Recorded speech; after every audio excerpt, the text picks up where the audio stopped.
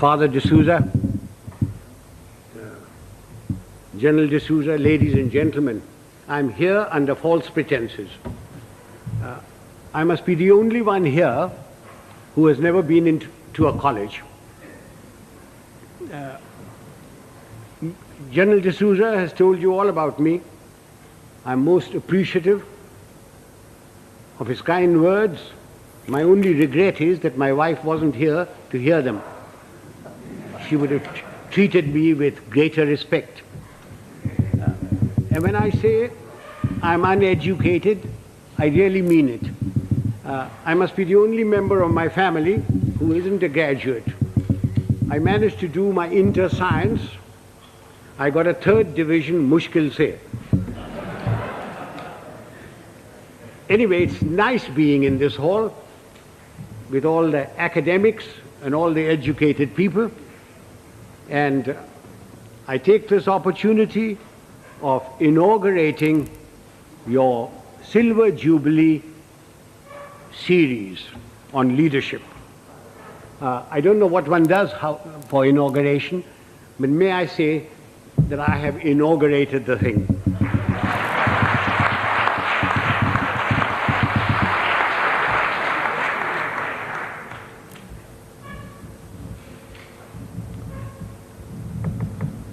For a long time,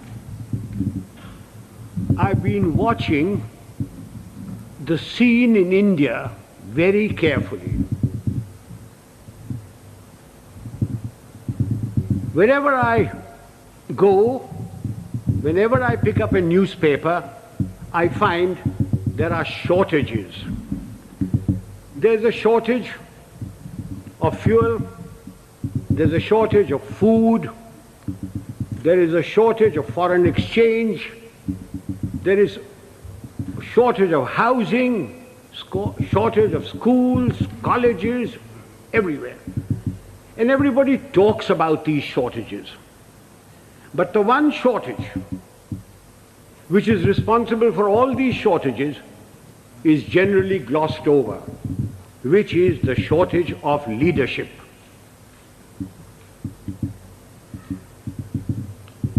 Father, don't misunderstand me, and gentlemen of the press, please don't misquote me, which you are always capable of doing and which you continue doing. When I talk of shortage of leadership, I do not mean just political leadership. I mean leadership in every walk of life. Whether it's political, administrative, in educational institutions, in our sports organizations, in our industry, amongst labor, amongst the law and order contingents, there is a shortage of leadership. I do not know whether leaders are born or leaders are made. There is a school of thought which says leaders are born. Father, we have a population of 780 million people, and we procreate at the rate of 1 Australia every year. And yet, there is a shortage of leadership. So if those of you who think that leaders are born and who contribute to that theory, may I suggest you throw away all Planned Parenthood and really let yourselves go. If leaders are not born, can leaders be made? It is my view that give me a man with reasonable common sense and decency, you can make a leader out of him. What are the attributes of leadership? There are many attributes. The cardinal attribute for leadership is professional knowledge and professional competence. Now you will agree with me that you cannot be born with professional knowledge. Even if you are the child of a minister,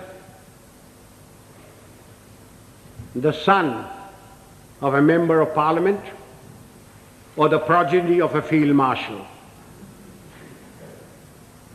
Professional knowledge has to be acquired the hard way. It is a constant study.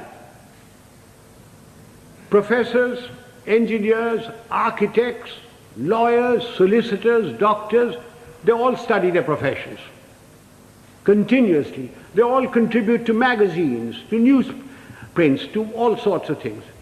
But we in India, as soon as we reach positions of power, whether it's ministerial, secretarial, armed forces, or anywhere else, we think we are the repository of all knowledge.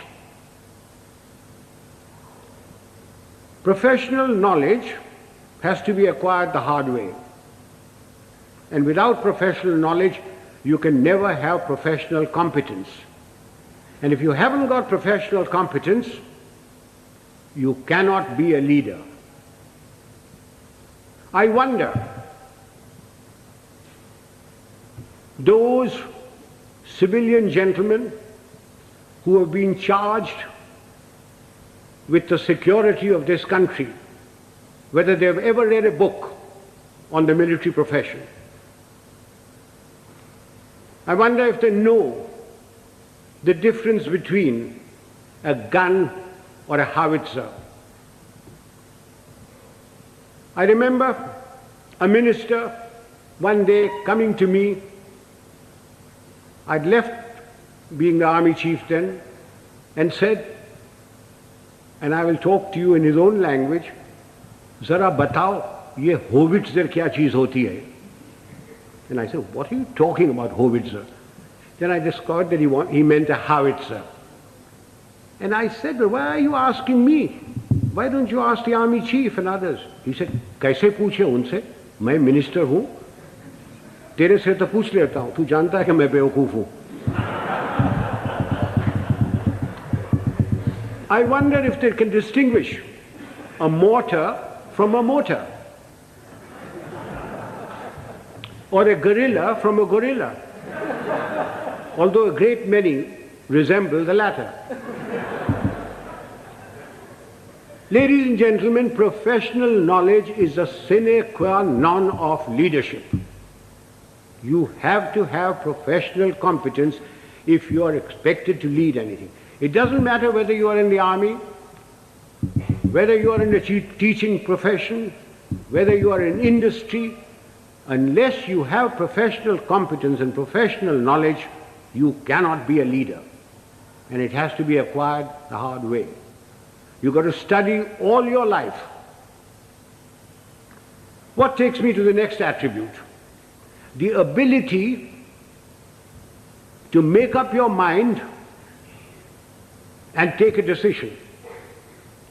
And having taken that decision, accepting full responsibility for it. Those of us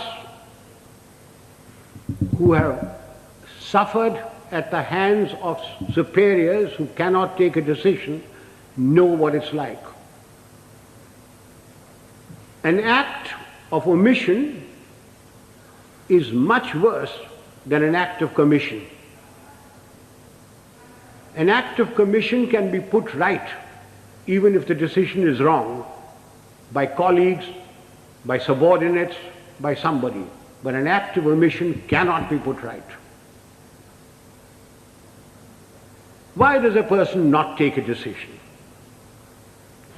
Because he lacks confidence. Why does he lack confidence? Because he lacks professional knowledge and competence. Eustace will tell you that when I was the army chief, I'd go around, ask my generals, "What are you doing about this?" And he said, "Sir, I've been thinking, I've been considering." And then I produced for myself a Manekshawism. And Father, will you forgive my language? I used to say, if you must be a bloody fool, be one quickly. Take a decision and then accept full responsibility for it. Do you know how much money is lost in the country because somebody won't take a decision? Costs escalate, papers lie in somebody's place for days, for months, for years. And when they finally take a decision, the cost of a project, the cost of something has gone up tenfold. Who suffers? We, the people of India, suffer. So that's the second requisite for leadership.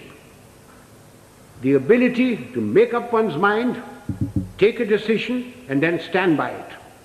Don't pass the buck on to your subordinate. It's your decision. What comes next? Absolute justice and impartiality. Those of us who have dealt with masses of men, and I've dealt with over 1 million men in my time, know the value of this. Absolute justice and impartiality.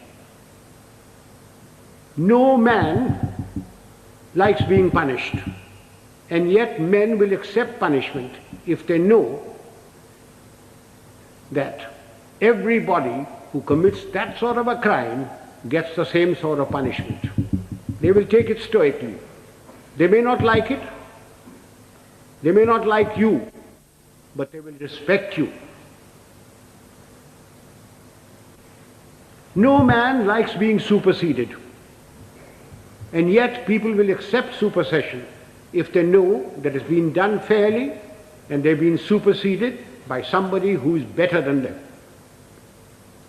But not because he happens to be a minister's son or related to Father D'Souza or the field marshal's wife's current boyfriend.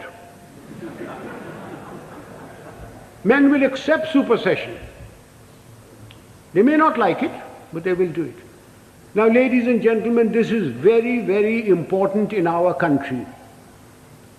We have tremendous pressures. We have large families. We have fathers, mothers, uncles, aunts, nephews, nieces, their fathers, mothers, etc. We have pressures from them. We have pressures from members of parliament. We have pressures from all sorts of people. And we lack the courage to withstand that pressure. This is very important for us in India. And that takes me to the next attribute: moral and physical courage.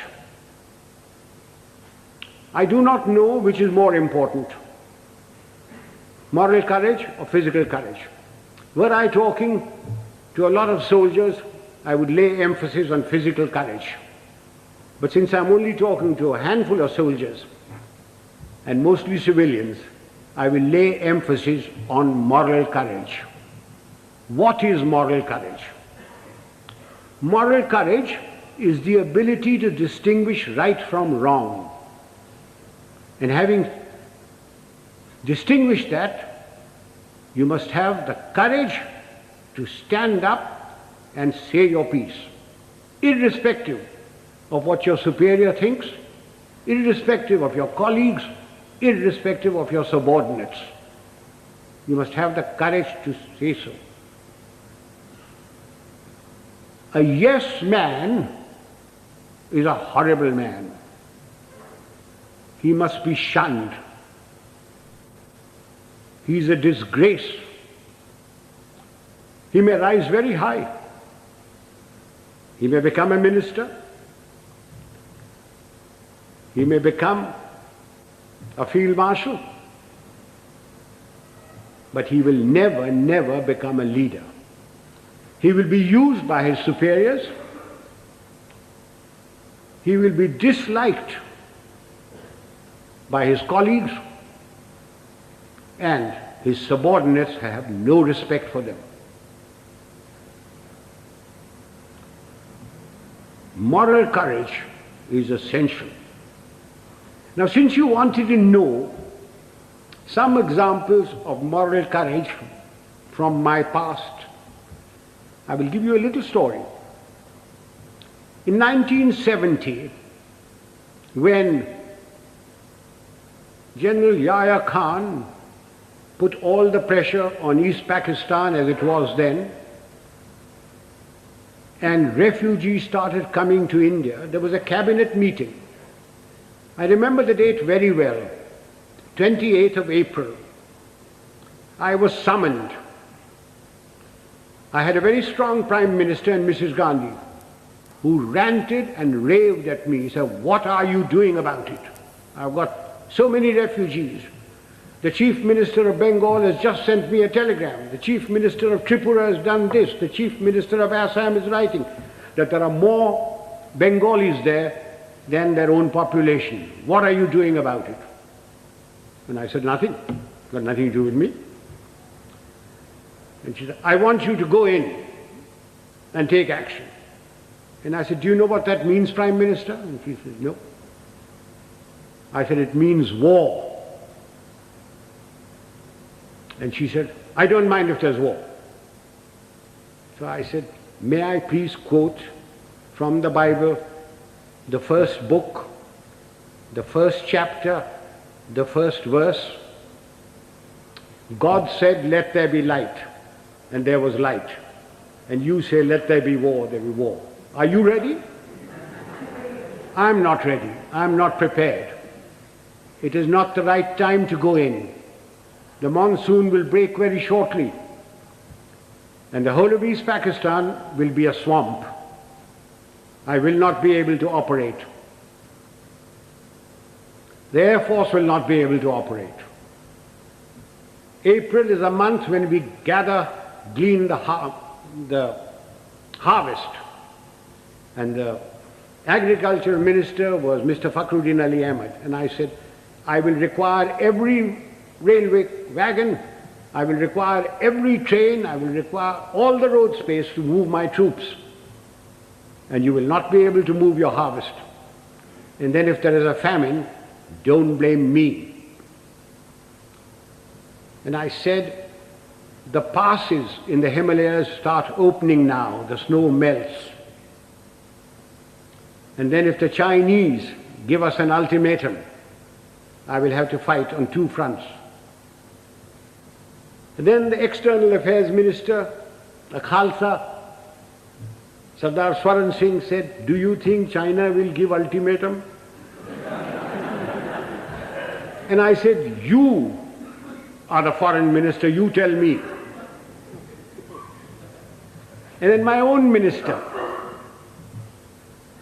Jagjeevan Ram, who couldn't call me Sam, who used to call me Sham.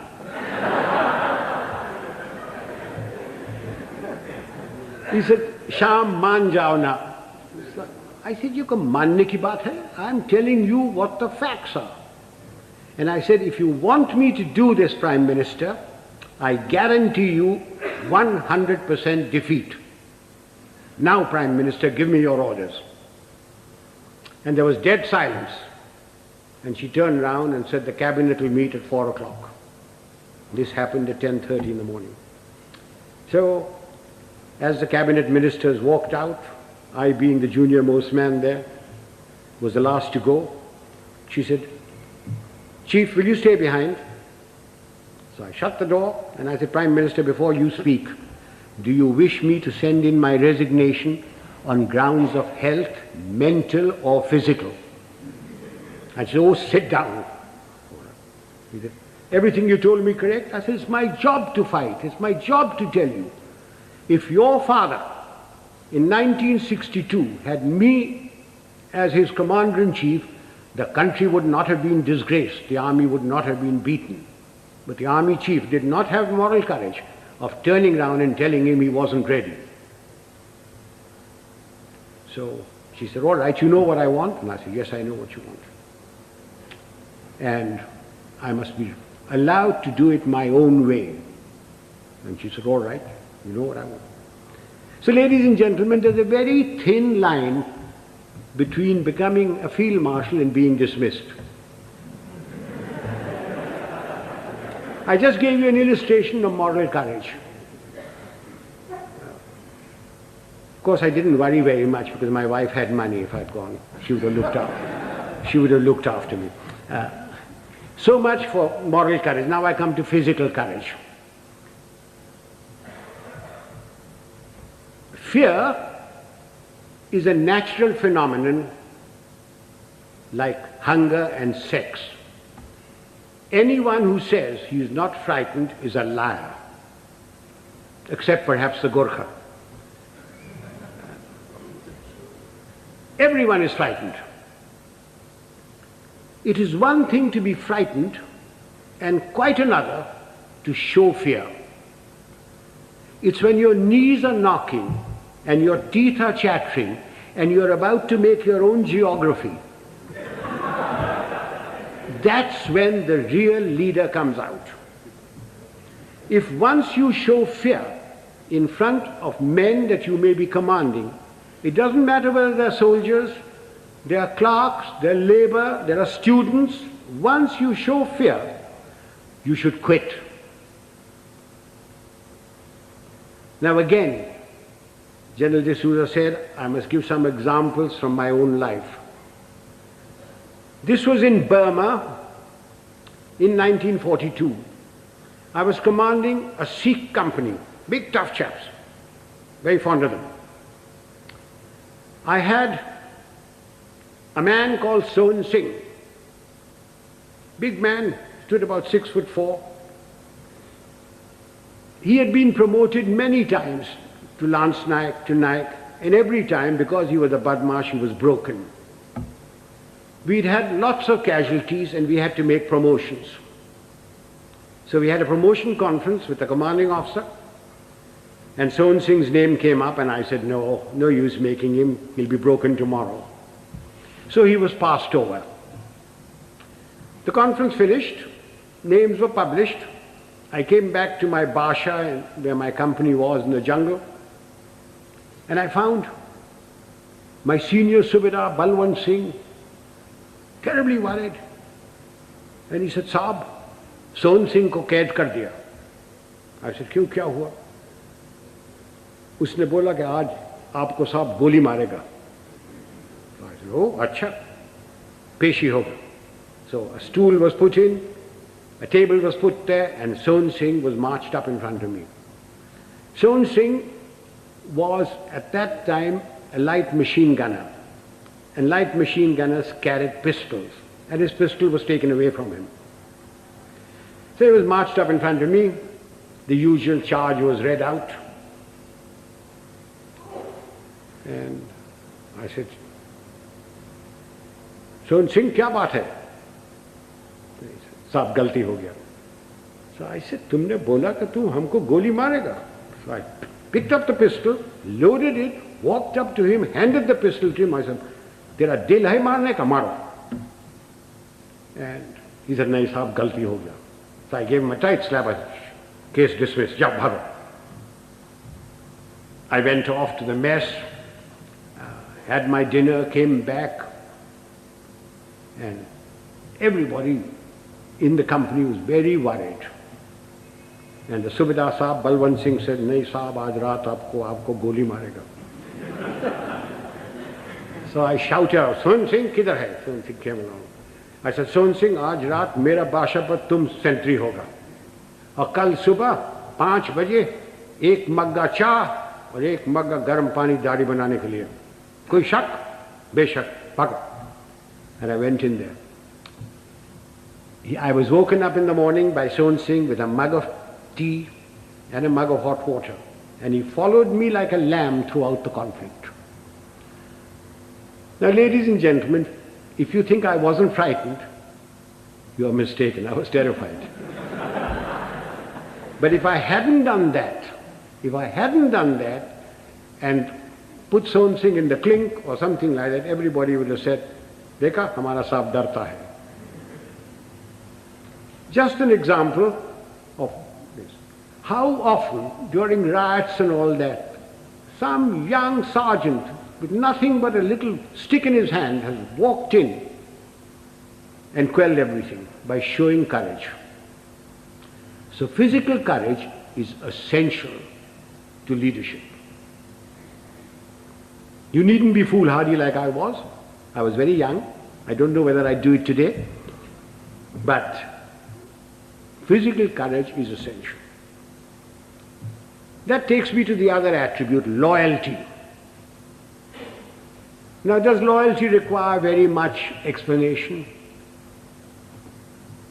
We all expect loyalty from our subordinates. Do we give loyalty to them? Loyalty is a two-way thing. We expect loyalty, we have to give loyalty. Do we give loyalty to our colleagues? So remember that. For leadership, you expect loyalty, you've got to give loyalty.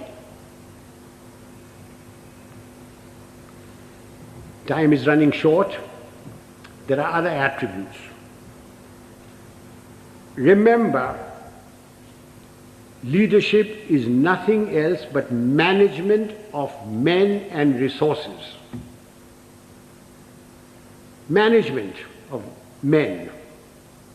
Men have problems. Men in numbers can be very nasty. And a leader must be able to deal with them very firmly. When people misbehave, like they are misbehaving in Bombay these days, it's no use saying Jai Hind to them. You've got to deal with them very, very firmly. But you must never forget that men have problems. They have human problems. They have problems of debt, of family problems. They get easily despondent. And therefore, the leader must have a human touch. He must have a sense of humor to get them out of their despondency.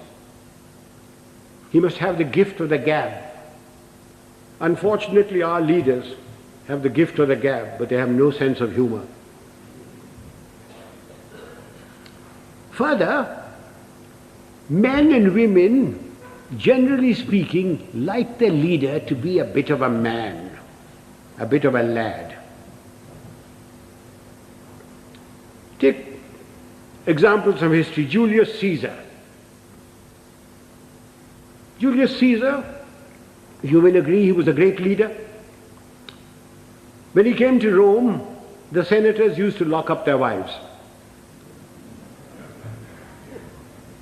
Take Napoleon.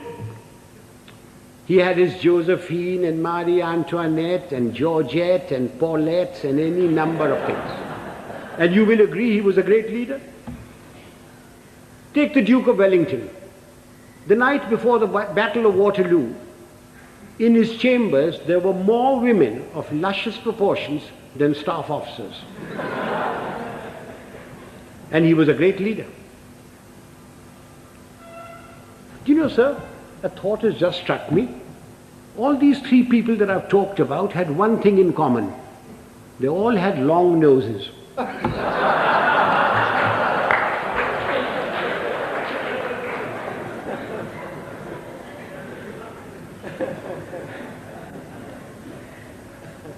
If my time is not up, can I crave your indulgence and talk for another 10 minutes? Ladies and gentlemen, no amount of leadership will put things right. There are two other aspects that we Indians must know and we lack badly. One is discipline and the second is character. What is discipline? Discipline is a code of conduct for decent living in society one with the other. Who lays down this code of conduct? Not the Prime Minister, not Parliament. Of course it's laid down in the Army Act. But I'm not trying to impose the Army Act on you. This code of conduct has come to us from father to son, from mother to daughter, from times immemorial. It's in the Bible, it's in the Gita, it's in the words of Nanak, in the sayings of Muhammad and Buddha. It's all come down. It's been refined as cultures have changed. Again, let me illustrate this by example.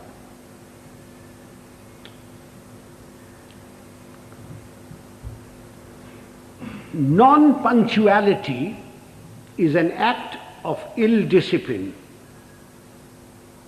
which is injurious to the state, injurious to its people.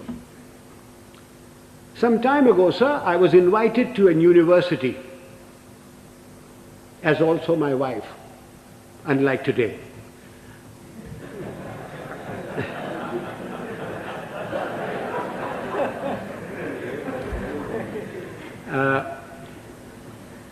I was called there at a convocation at 5 o'clock in the evening. And having been in the army for 50 years, telling the driver, go slow, go fast, arrived there at 5 o'clock in the evening. I was received by the Vice Chancellor and his lady, the Union Secretary, escorted to the dais. My wife too was asked to sit on the dais, and she politely refused, saying that she'd much rather sit down, as this is the only opportunity she has to look up to me. And as usual, I was garlanded. The Vice Chancellor sang my praises and asked me to talk to these people. There were about 5,000 boys and girls there, plus deans, plus professors, plus lecturers, everybody. And as I got up to get to the desk, to the lectern, the Vice Chancellor says to me, sotto voce, Field Marshal, a fortnight ago we had invited a VIP to the same function. He was allowed to stand at the lectern for exactly 15 seconds. I wish you good luck. I said to myself, had the Vice Chancellor said this in his letter of invitation, I wonder whether I would have come. Anyway, I got up to the lectern and I addressed the gathering for the amount of time that I was allowed. I was heard in pin-drop silence, and at the end of it, I got a thunderous applause. The Vice Chancellor and his lady, the deans, professors, lecturers, the student body, and even my wife stood up and gave me a standing ovation. I was most relieved. Although my wife told me afterwards that I looked pale. After the usual vote of thanks, etc., we went out into the gardens where refreshments were given. And I, having an eye for a pretty girl, walked up to a pert little thing wearing lovely jeans, tight-fitting, and I started a conversation which ran as follows. I said, my dear, why were you so kind to me today, all of you? I not having the looks of Rajesh Khanna or Amitabh Bachchan, or a speaker like M.G. Ramachandran, when only the other day you were so rude to a VIP. And she said, I quote, "Oh, Field Marshal, that dreadful man. We had invited him at 5 o'clock. He turned up at 6. He brought with him a bevy of security people who pushed us aside and took their places where we should be sitting. He brought with him 2 of his brats, grandchildren probably. He was too old to have those kids that size. But you never know.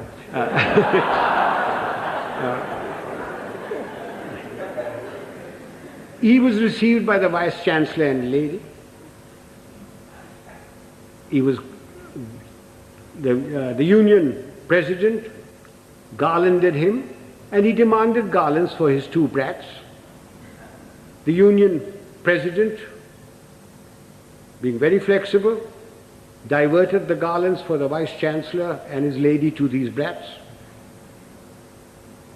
And then the Vice Chancellor sang his praises, saying how fortunate we were that he had come here,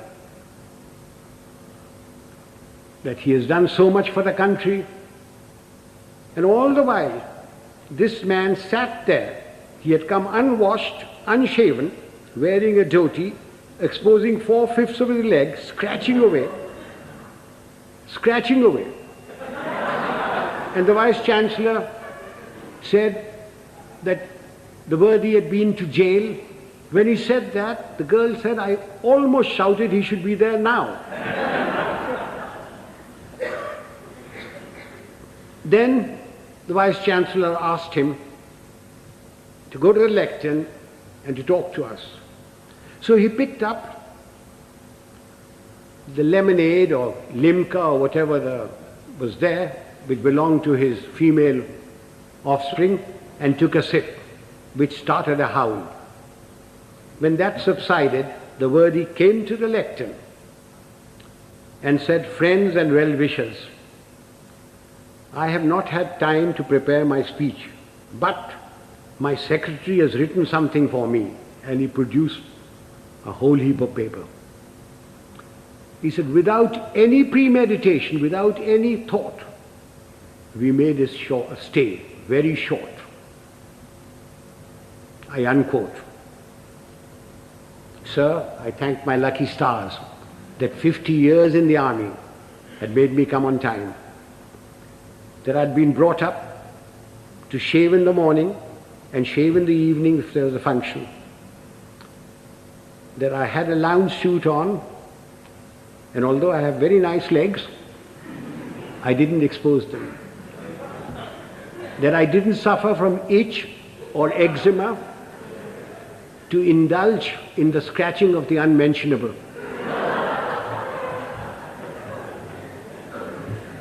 Now do you see what I mean by ill discipline?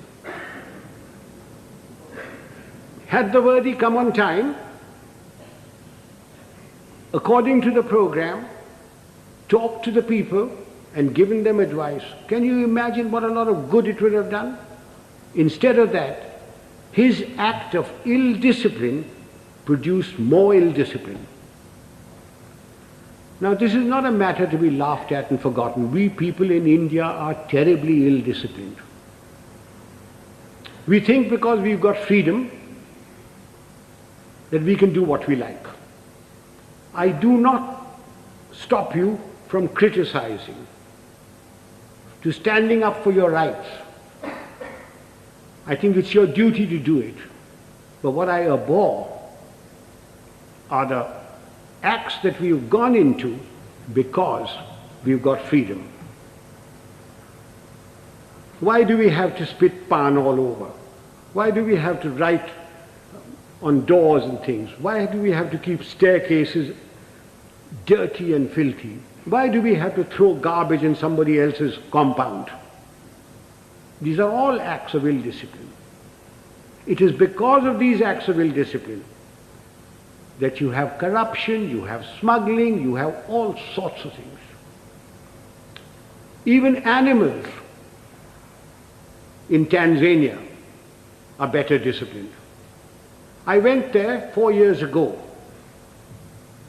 and I saw lions, lionesses, zebras, etc. They were all so disciplined. If the lion wanted to do his stuff, he went behind cover. He didn't spit. I came back from Tanzania. I arrived at Bombay airport. I cleared my baggage, and as I was walking out, there was a big, fat slob of a man who squirted damn pan on my trousers.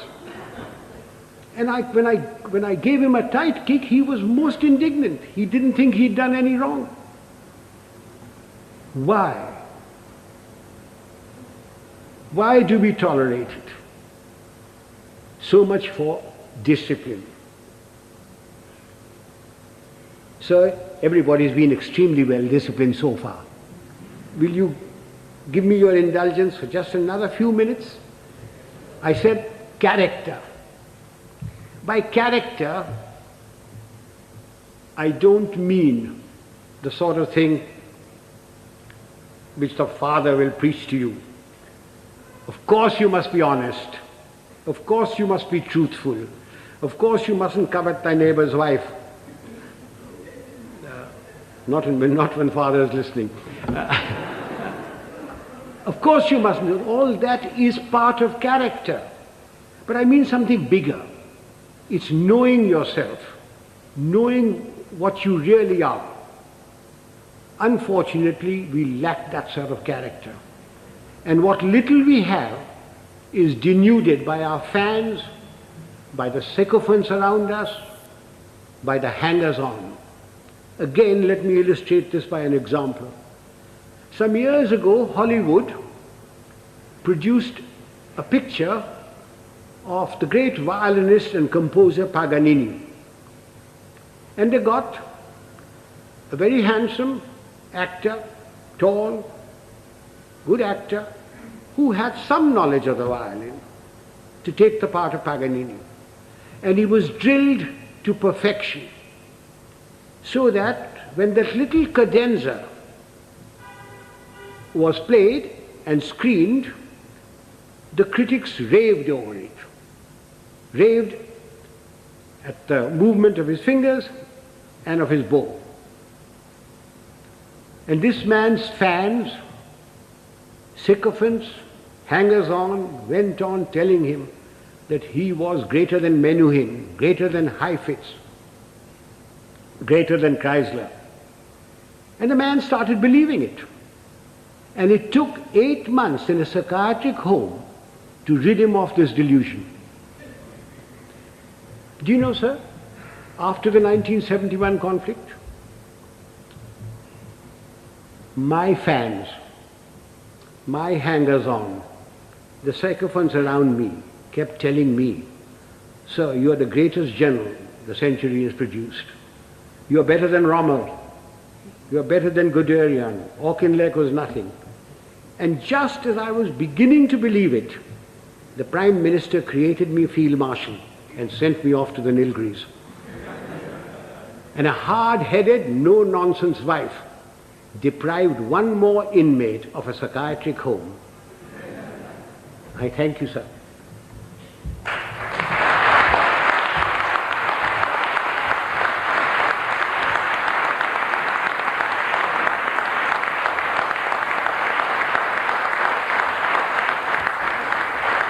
Ladies and gentlemen, I'm at your mercy. You can ask me any question you like, personal, pertinent, or impertinent. I'm getting deaf, so you'll have to come nearer me. Punctuality is very essential for this engagement was announced at 6:30. You're quite right, sir. I was ready. I was told I was going to be picked up at 6 o'clock. I was ready, waiting. In fact, the people who organized the function came up to me. Just came out of my bath and said, General D'Souza says, please do not come before 6:45. So will you hang around till 6:30 and then we'll bring you here. Not my fault. I was there absolutely on time. Please blame General D'Souza. And he had a reason that everybody works till 6 o'clock. Traffic is also there, and therefore he decided it was going to be 6:45. I would like to add that we got to go into East Pakistan. None. Militarily. You cannot go into anybody's country. But we had 9 million refugees. We, in our own country, are starving. We don't have enough clothes, we don't have enough medical attention, we don't have enough food, we don't have enough schooling. But we had 9 million people, through no fault of our own. We, the Prime Minister of India, went around the whole world telling everybody that I have nothing against Pakistan. In fact, I want Pakistan to be strong. What crime have we committed that we should have 9 million people of somebody else's country in my country? You Americans, if 2 Indians go there, you kick up a row. You, the French, won't accept anybody coming in. The British don't. Why are you asking me to keep 9 million men? Yahya Khan is your friend, not mine. Please persuade him to take these people back or create conditions so that they go back. If you don't, then I shall have no recourse but to ask, I was a general then, General Manekshaw to create those conditions. Now, we had no intention, no desire to go there. All we wanted was these people to go back. And they would never go back so long as the Pakistan army was doing what it was in East Pakistan. I certainly spoke about it. I understood the problem as a soldier and also as an Indian.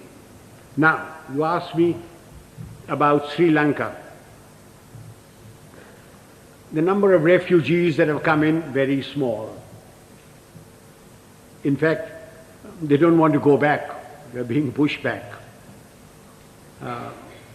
If 2 million camels had come in, perhaps we would have had to take some action. Have I answered that question?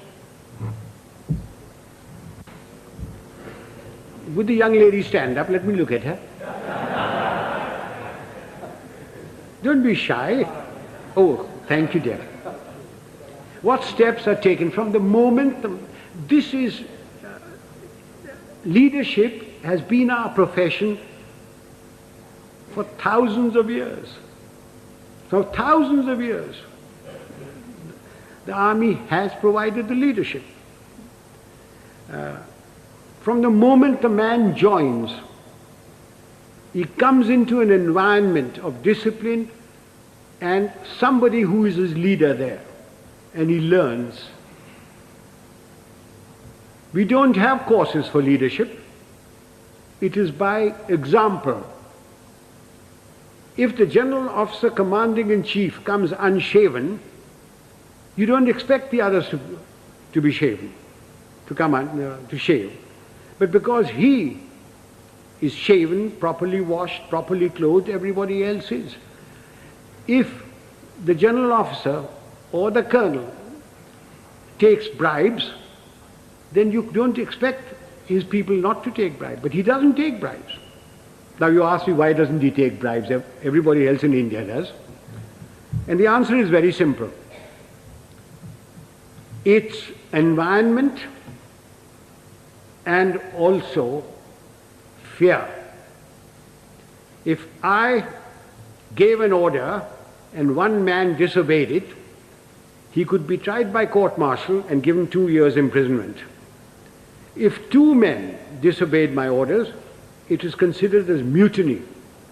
He is tried by general court-martial, and given 14 years imprisonment. But in civil life, who cares? The policeman takes a bribe. The inspector takes a bribe. Somebody disobeys orders, what happens? You suspend him. He gets a writ petition by paying 25 rupees to any wakil. His case drags on. Eventually he is reinstated, probably gets promotion. But in the case of the army, there's environment from the moment he joins, plus fear. There is great fear.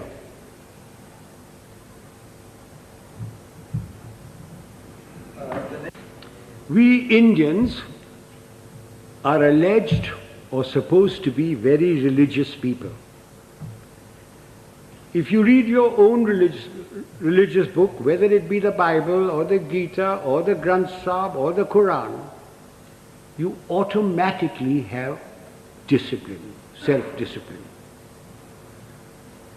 From your childhood, if your parents are doing their duty, you get discipline into you.